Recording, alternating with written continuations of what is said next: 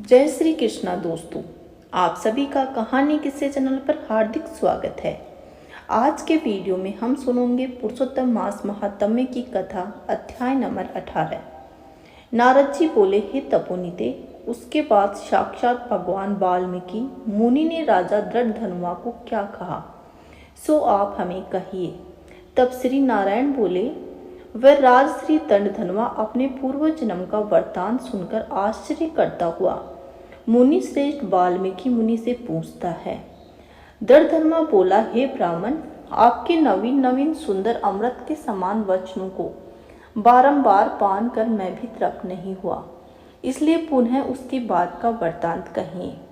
वाल्मीकि मुनि बोले, हे जगतीपते, इस प्रकार उस ब्राह्मण ने विलाप करते हुए गर्जना से दसों दिशाओं में कुंजित करता हुआ असमय में होने वाला मेघ आया और पर्वतों को कंपाने के समान तीक्ष्ण स्पर्शों वाला आयु बहने लगा और बिजली अत्यंत चमकती हुई अपनी आवाज से 10 दिशाओं को पूर्ण करती हुई इस प्रकार 1 मास तक वृष्टि हुई, जिसे जल से भरी हुई पृथ्वी परंतु पुत्र शोक रूपी अग्नि के ताप में संतप्त वह ब्राह्मण कुछ भी नहीं जान सका। न तो जलपान किया और ना ही भोजन किया, केवल हे पुत्र इस प्रकार कहकर विलाप करते हुए ब्राह्मण का उस समय जो मास व्यतीत हुआ वह श्री कृष्ण चंद्र का प्रिय पुरुषोत्तम मास था। सो न जानते हुए भी उस ब्राह्मण को पुरुषोत्तम मास का सेवन हो गया। उस पुरुषोत्तम मास के सेवन से अत्यंत प्रसन्न नूतन मेघ के समान श्याम वर्ण वनमाला से भूषित हरि भगवान स्वयं प्रकट हुए। जगत के नाथ श्री भगवान ने प्रकट होने पर मेघ समूह गायब हो गया। उस ब्राह्मण ने पुरुषोत्तम श्री कृष्ण को देखा।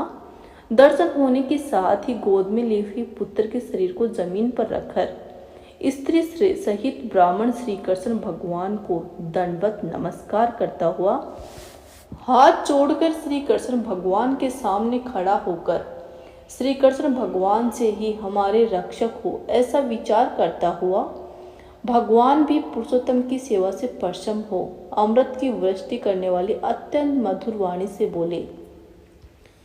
श्री हरि भगवान बोले, भो भो सुदेव, तुम धन्य हो। इस समय आप भाग्यवान हो। तुम्हारे भाग्य के वर्णन करने में त्रिलोक्य में कोई समर्थ है। हे वत्स, हे तपोधन, जो तुम्हारा होने वाला है उसको हम कहेंगे। तुम सुनो, हे ब्राह्मण, 12,000 वर्ष की आयु वाला पुत्र तुमको होगा। इसके बाद तुमको पुत्र से होने वाले सुख में स्नेह नहीं है। हे द्विजोतम, प्रसन्न मन से मैंने यह पुत्र तुमको दिया है।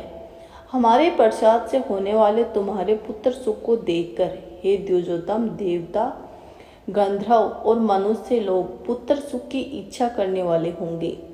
इस विषय में तुमसे प्राचीन इतिहास में कहूँगा, जिस इतिहास को पहले मार्कंडेय मुनि ने राजा रघु से कहा था। प्रथम कोई श्रेष्ठ मन वाले धनु मानक मुनीश्वर लोगों को पुत्र रूप मानसिक चिंता से जले हुए देखकर दुखित हुए और अमर पुत्र की इच्छा करके दारुण तप करने लगे। 1000 वर्ष बीत जाने पर धनु मुनि ने देवता लोग बोले, हे मुनीश्वर, तुम्हारे कठिन तप से हम सब प्रसन्न हैं, इसलिए अपने मन के अनुसार श्रेष्ठ वर मांगो। श्री नारायण बोले, देवताओं के अमृत तुल्य इस वचन को सुनकर उस तपोधन धनु नामक मुनि ने बुद्धिमान और अमर पुत्र को मांगा। उस ब्राह्मण से देवताओं ने कहा कि पृथ्वी में ऐसा पुत्र नहीं है। जब धनु मुनि ने देवताओं से कहा कि अच्छा ऐसा पुत्र दो जिसके आयु की मर्यादा बंधी हो। देवताओं ने कहा कि कैसी मर्यादा चाहे।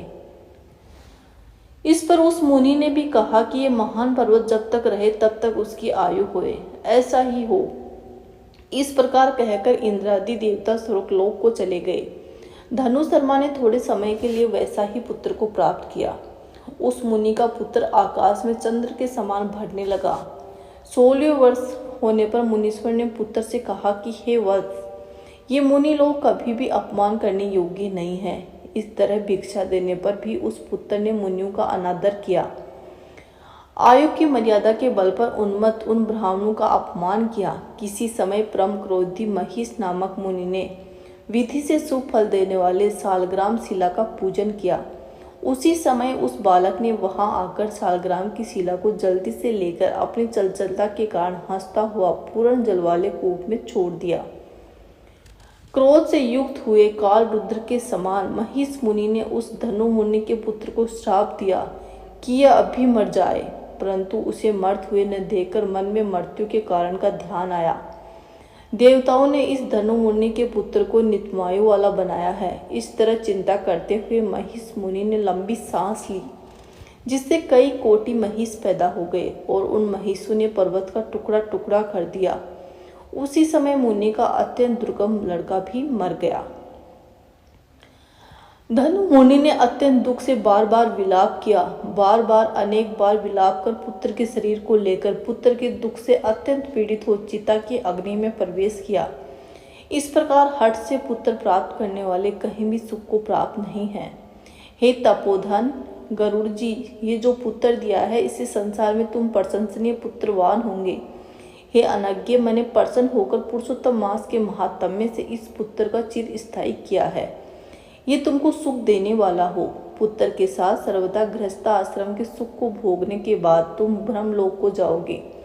वहाँ उत्तम सुख देवताओं और वर्ष से 1000 वर्ष पर्यंत भोगकर पृथ्वी पर आओगे। हे द्योजो, तुम चक्रवर्ती राजा होंगे। दृढ़ धनवा के नाम से प्रसिद्ध सेना सवारी से युक्त 10,000 वर्ष पर्यंत पृथ्वी के राजा का सुख भोगोगे।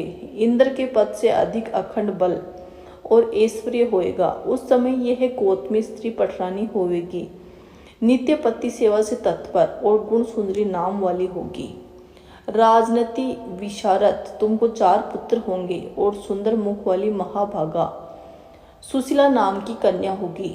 हे महाभाग, सुरों और असुरों को दुर्लभ संसार के सुख को भोगकर तुम संसार रूपी समुद्र के पार करने वाले विष्णु भगवान को जब भूल जाओगे, तब हे विप्रे, उस समय वन में ये तुम्हारा पुत्र सुख पक्षी होकर वटवृक्ष के ऊपर बैठकर वैराग्य पैदा करने वाले श्लोक को बार बार पढ़ता हुआ तुमको इस प्रकार बोध कराएगा। सुख पक्षी के वचन को सुनकर दुखित मन होकर घर आओगे।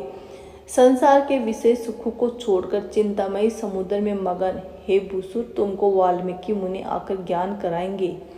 उनके वचन से निसंदेह हो शरीर को छोड़कर हरि भगवान के पद को दोनों स्त्री पुरुष तुम जाओगे, जो कि पद आवागमन से रहित कहा है।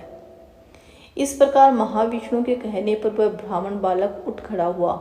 वे दोनों स्त्री पुरुष ब्राह्मण पुत्र को उठा हुआ देखकर अत्यंत आनंदित हो गए। सब देवता लोग भी संतुष्ट होकर पुष्पों की वर्षा करने लगे। सुखदेव ने भी श्री हरि को माता पिता को प्रणाम किया। उस ब्राह्मण को पुत्र के साथ देखकर गरुड़ जी भी अत्यंत प्रसन्न हुई। उस समय चकित होकर ब्राह्मण ने श्री हरि भगवान को नमस्कार किया और हाथ जोड़कर हृदय में होने वाले संदेह को दूर करने के लिए हर्ष के कारण गदगद वचन में जगदीश्वर से बोला, हे हरे, मैंने 4000 वर्ष पर्यंत लगातार अत्यंत दुष्कर तप किया। उस समय मेरे को आपने वहां आकर जो कठोर वचन कहा, हे वत्स, हमने अच्छी तरह देखा है, इस समय तुमको निश्चय पुत्र नहीं है। हे हरे, उस वचन का उल्लंघन कर मेरे मर्त पुत्र को जीवित करने का क्या कारण है, सो आप मुझसे कहिए। इति श्री ब्रह्मणाति पुराणे पुरुषोत्तम मास महात्म्ये 8 अध्याय संपूर्ण। दोस्तों, आशा करती हूँ कि आपको ये कथाएं पसंद आ रही होंगी। अगर आपको ये कथाएं पसंद हैं तो कृपया शेयर करें, लाइक करें और कमेंट बॉक्स में अपनी राय जरूर लिखें। बोलिए श्री विष्णु भगवान की जय।